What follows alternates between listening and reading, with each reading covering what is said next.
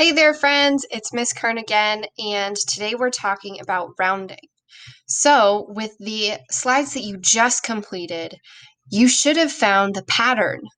When we're finding landmark or benchmark numbers between two tens, the number that is halfway between those two tens has a 5 in the ones place. That's really important for us to know as we move forward with rounding. So there's always going to be a 5 in the ones place for our number that is halfway between two tens.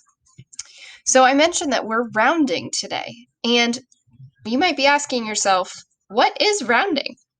Well, rounding helps us estimate numbers. That way, it's easier for us to do math, whether we're doing mental math or we're checking answers. So, when would we round? Well, we might be checking answers to see if it's reasonable. We're going to be using that word a lot. Reasonable means that it makes sense or that it could be real. We might also be rounding because we're trying to do some mental math, so we're trying to do it really quick, but it doesn't necessarily have to be exact. That's going to be the same thing with estimating, where we don't need an exact number, we just need to know about how many there are or how many we need. So over here, we have a picture of what rounding might look like, and we're going to do an example together. So here's our example. It says round 27 to the nearest 10. 1, label the halfway point. That's what we were just doing on the other slides.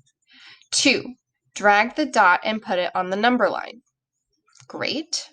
Step 3, decide which 10 to round the number to. Okay, so putting our dot on the number line is kind of like what we did last week. And then this is our new step. We're going to decide which 10 to round the number to. We're going to round to the nearest 10. That's what it says in the question right here. So let's get started. 1, label the halfway point. Well, I see that our two tens here are 20 and 30.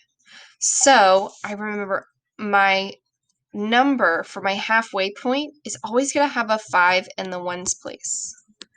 So I need to think of the number that is between 20 and 30 that has a 5 in the ones place. Well, that's 25. Okay, step 1 is done. Step 2, drag the dot and put it on the number line. So I'm going to take my dot, and I know 27 is bigger than 25. So I know it's going to go somewhere on this side of my number line. Let's see if it'll let me move it. I think it's going to go about right there. I know it's a little bit closer to 25 than 30, but I know it's going to be on this half of my number line because it's bigger than 25 and less than 30. So I'm going to check off step 2. Then step 3 says decide which 10 to round the number to. Well, I see that my dot here is closer to 30 than it is to 20. Remember, I'm going to pick either 20 or 30 as my answer because those are the two nearest tens. 25 is not a nearest 10. That's our halfway point. That's just helping us round here.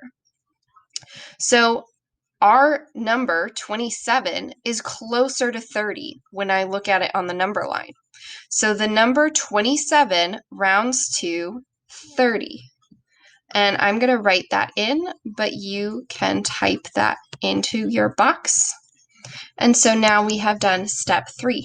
So we have rounded 27 to the nearest 10. And so our answer is the number 27 rounds to 30. I hope this helps and you have some practice problems that you're going to work on your own, and good luck. I'll see you in a little bit.